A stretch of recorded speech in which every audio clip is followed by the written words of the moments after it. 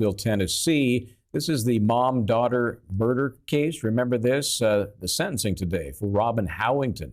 She was convicted of 6 charges, including reckless homicide. This in the death of her 5-year-old daughter, Destiny Oliver. Now, you probably remember the defendant was accused of shooting her 5-year-old daughter, Destiny, in September 2019.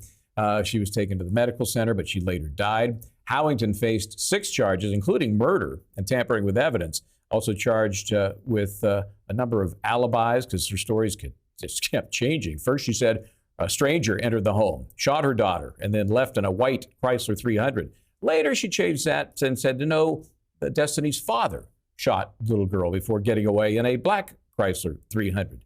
She later admitted wiping down a gun, stashing it in the bushes, saying it was her maternal instinct. Why? Well, because her third story was she claimed that her 2-year-old son shot the 5-year-old daughter. Okay, so the defendant admitted to the authorities that she attempted to destroy her cell phone. She was looking for a way to conceal possible drug sale evidence. She posted bond and was eventually placed on home arrest for testing positive for marijuana. So all of that behind us now. Today, the defendant sentenced, again, for the reckless homicide, lesser included, 15 to 25 years. Judge, what would you do? Let's see what this judge did in this case. Docket number 117659, based upon the jury's verdict of guilt, finding you guilty in count 1 of the lesser included offense of reckless homicide, you were found guilty of that offense and sentenced to a term of 3 years to serve within the Tennessee Department of Correction as a range 1 offender. In count 2, based upon the jury's verdict of guilt, finding you guilty of aggravated child neglect, you were found guilty of that offense and sentenced to a term of 22 years to serve within the Tennessee Department of Correction as a range 1 offender. In count 4, based upon the jury's verdict of guilt, finding you guilty of false report, a Class D felony, you were found guilty of that offense and sentenced to a term of 3 years to serve within the Tennessee Department of Correction as a range 1 offender. In count 5, based upon the jury's verdict of guilt, finding you guilty of tampering with evidence, a Class C felony, you were found guilty of that offense and sentenced to a term of 5 years to serve within the Tennessee Department of Correction as a range 1 offender. And finally, in count 6, based upon the jury's verdict of guilt, finding you guilty of attempted tampering with evidence, a Class D felony, you were sentenced to a term of 3 years to serve within the Tennessee Department of Correction as a range 1 offender. These sentences will be served concurrently, one with the other, for a total aggregate sentence of 22 years to serve within the Tennessee Department of Correction. And as your attorney has pointed out, the service rate is at 85%. I wish we weren't here. I know you wish you weren't here. Mr. Oliver wishes that we weren't here, but you're the one responsible. That'll be the judgment of the court. Good luck to you.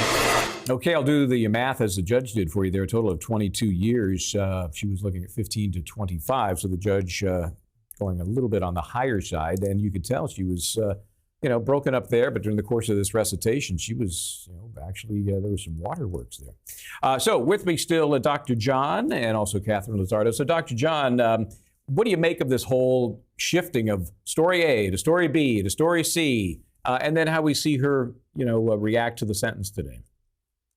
I mean, I think some of the story changing might be related to the drug use that I think she was trying to get away with. I think there were some other issues that were at play when it comes to her substance use that might have gotten that she thought she was going to get into more trouble and trying to avoid all of that as a part of this thing. I mean, maybe she feels guilty. I mean, maybe she doesn't. I think that those emotions are genuine, but I have no way of knowing where they're actually coming from. Is she actually feeling sorry for having shot her daughter and killed her daughter? Or is she feeling sorry that she's going to have to spend 22 years in prison? So I mean, I think it's real, but I don't know where it's coming from. Yeah, that's we can't. If you can't get in their heads, I have no chance. But yeah, that's the thought. You're wondering, well, what is the motivation for the crocodile tears? What do you think, Katherine? Do you think this was a just result considering the crime?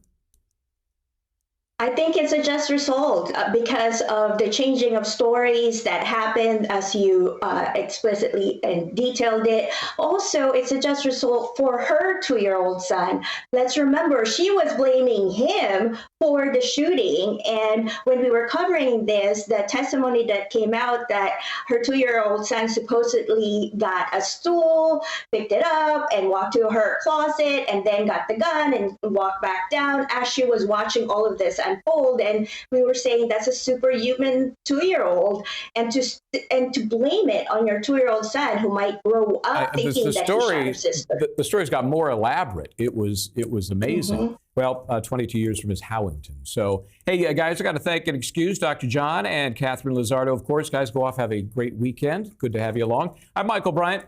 Try to do the right thing, but don't go anywhere, because Imran Ansari is coming up.